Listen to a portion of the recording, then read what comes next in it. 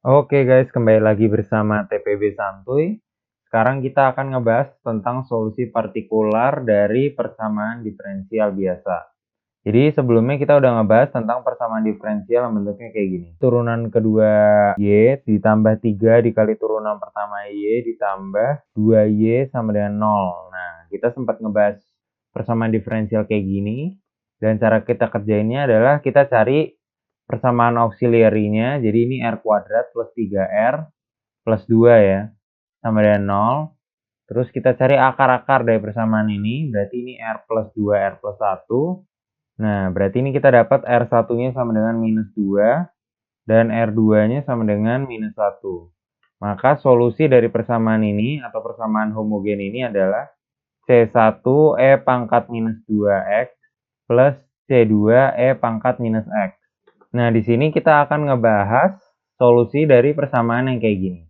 Y double aksen plus 3Y aksen plus 2Y sama dengan misalkan 5X plus 3. Nah, jadi bedanya adalah sisi kanannya yang ini 0, yang sini adalah suatu fungsi terhadap X gitu. Misalkan kita kasih nama KX gitu. Nah, untuk solusi dari persamaan ini, yang kita lakuin adalah kita membuat tebakan yang teredukasi gitu, atau educated guess. Jadi tebakannya pinter lah gitu.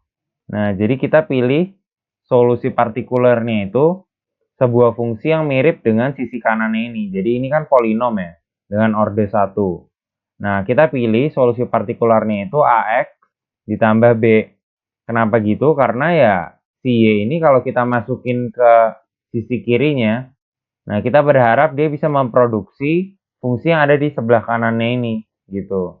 Nah, cara kita mencari si A dan B-nya, kita mau turunin si YP, turunan pertama dan turunan keduanya, terus kita nanti substitusi ke si persamaan diferensial kita. Jadi ini kita punya A dan 0 kan. Nah, berarti Y double aksen plus 3Y aksen plus 2Y itu sama dengan 0 ditambah 3A ditambah 2AX plus 2B. Nah, ini tuh harus sama dengan 5X plus 3 kan. Berarti ini 5X plus 3 itu sama dengan 2AX ditambah 3A plus 2B. Nah, di sini kita mengkelompokkan yang ada X-nya dan enggak. Nah, jadi di sini kita dapat solusi bahwa 2A itu sama dengan 5. Berarti A-nya itu adalah 5 per 2. Nah, terus kita punya 3A plus 2B itu sama dengan 3. Nah, kita dari sebelumnya kita dapat A-nya itu 5 per 2, berarti ini 15 per 2. Dikurangin 3 itu sama dengan negatif 2B. Ini itu 9 per 2 sama dengan minus 2B. Berarti B-nya minus 9 per 4. Nah, artinya solusi partikular kita ini YP itu sama dengan 5 per 2X dikurangin 9 per 4. Nah, setelah kita dapat solusi homogen dan solusi partikular, kita akan mencari solusi umumnya. Nah, solusi umumnya ini Y itu sama dengan YH plus YP. Berarti kita punya C1 E pangkat minus 2X ditambah C2 E pangkat minus X ditambah 5 per 2X dikurangin 9 per 4. Nah, ini solusi umum dari persamaan diferensial yang sisi kanannya tidak 0. Jadi solusi umum dari persamaan yang ini. Kalau kalian bingung kenapa kok ditambahin ya solusi homogen ditambahin solusi partikular buat solusi dari persamaan yang nggak homogen gitu. Jadi gini, jadi kan sisi kiri dari persamaan diferensial kita bisa tulis gini kan, turunan kedua terhadap X gitu. Terus ditambahin turunan pertama terhadap X dikali ada 3 ya koefisiennya. Terus ditambahin 2. Ini kita operasikan terhadap Y itu sama dengan sesuatu gitu kan. Nah, misalkan ini kita anggap L. Nah, kalau ini kita operasikan pada Y yang homogen, jadi kalau L dioperasikan pada YH, itu hasilnya adalah 0 kan sisi kanannya. Nah, tapi si L kalau dioperasikan ke YP, hasilnya adalah 5X plus 3 kan. Nah, karena L ini adalah operator linear, artinya L YH plus YP itu sama dengan LYH ditambah LYP sama dengan 5X plus 3 gitu. Nah, artinya apa? Artinya solusi dari persamaan diferensial yang tidak homogen itu adalah solusi yang homogen ditambah solusi yang partikular juga bisa gitu. Nah, justru kita butuh solusi homogennya supaya kita punya koefisien-koefisien ini gitu. Buat si initial condition-nya gitu. Jadi kan solusi ini kan umum buat kondisi banyak hal gitu. Nah, mereka itu spesifik untuk kondisi awal Y0 dan Y aksen di 0 gitu. Nah, dari dua ini kita bisa dapetin C1 dan C2 gitu. Nah, sekarang coba misalkan soal tadi kita selesaiin dengan sisi kanan yang berbeda. Jadi misalkan Y double aksen plus 3Y aksen plus 2Y. Tadi kan sama dengan 5X plus 3. Sekarang misalkan sama dengan E pangkat minus 2X. Nah, kita kan pakai educated guess kan. Jadi kita pakai YP yang mirip dengan sisi kanan ini. Jadi kita pakai E sama dengan minus 2X. Kita kali satu konstanta, misalkan konstanta A. Nah, terus kita turunin kan ya. YP aksen sama dengan minus 2A, E pangkat minus 2X. Terus YP double aksen itu sama dengan 4A, E pangkat minus 2X.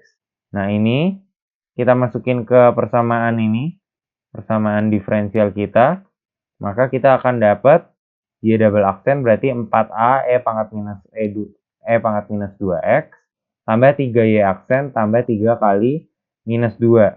Berarti minus 6A E pangkat minus 2X ditambah 2A E pangkat minus 2X sama dengan E pangkat minus 2X. Nah, kalau kita jumlahin ini 4 kurang 6 tambah 2 itu hasilnya adalah 0 kan. Sementara sisi kanan ini kita punya E pangkat minus 2X. Wah, ternyata ini salah ya. Nggak bisa nih. Nah, kenapa kayak gini? Karena si E pangkat minus 2X ini itu adalah solusi homogen kita, benar nggak? Nih, di sini kita punya E pangkat minus 2X adalah salah satu solusi homogen kita. Di mana solusi homogen itu adalah penyebab, nih, penyebab sisi kanannya 0. Gitu. Jadinya kita nggak bisa pakai sekedar A, E pangkat 2X buat menyelesaikan solusi partikular untuk persamaan ini gitu.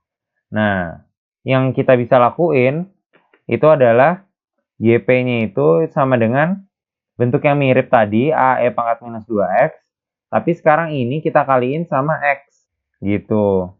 Nah, berarti YP aksen itu sama dengan U aksen V plus V aksen U ya, berarti minus 2A E pangkat minus 2X dikali X ditambah, sekarang X-nya diturunin jadi 1 kan, terus dikali A E pangkat minus 2X. Terus kita cari turunan keduanya juga. Nah, ini diturunin jadi 4A E pangkat minus 2X dikali X dikurangin 2A E pangkat minus 2X, jadi U aksen V plus V aksen U, terus tambah turunan suku yang ini, yaitu minus 2A E pangkat minus 2X. Atau turunan keduanya itu 4X A E pangkat minus 2X minus 4A E pangkat minus 2X. Nah, terus kita masukin ke persamaan diferensial kita. Y double aksen plus 3Y aksen plus 2Y itu akan sama dengan 4X A E pangkat minus 2X minus 4A E pangkat minus 2X ditambah 3 minus 2A E pangkat minus 2X dikali X ditambah A E pangkat minus 2X ditambah 2A X E pangkat minus 2X. Atau ini tuh sama dengan kita kumpulin yang ada X-nya semua. Berarti ini 4 dikurang 6 tambah 2. Sama dengan 0 ya. 0 AX E pangkat minus 2X. Terus yang nggak ada X-nya kita punya min 4 plus 3. Minus 1 ya. Minus A E pangkat minus 2X. Nah, ini itu harus sama dengan sisi kanannya, yaitu E pangkat minus 2X nih. Berarti ini harus sama dengan E pangkat minus 2X. Artinya kita dapat minus A itu sama dengan minus 1. Ya kan? Berarti A-nya itu, minus A sama dengan minus. Jadi kita dapat minus A itu sama dengan 1 kan? Nah, berarti A-nya itu sama dengan minus 1. Artinya kita dapat solusi partikular kita itu minus E minus X E pangkat minus 2X. Gitu. Nah, jadi solusi umum kita sama dengan solusi homogen tambah solusi partikular sama dengan C1 E pangkat minus 2X plus C2 E pangkat minus X ditambah, atau ini dikurang, minus X E pangkat minus 2X. Gitu. Nah, jadi kita udah belajar di sini bahwa untuk mendapatkan solusi umum dari persamaan non-homogen, kita menjumlahkan solusi homogen dengan solusi partikular untuk kasus itu gitu.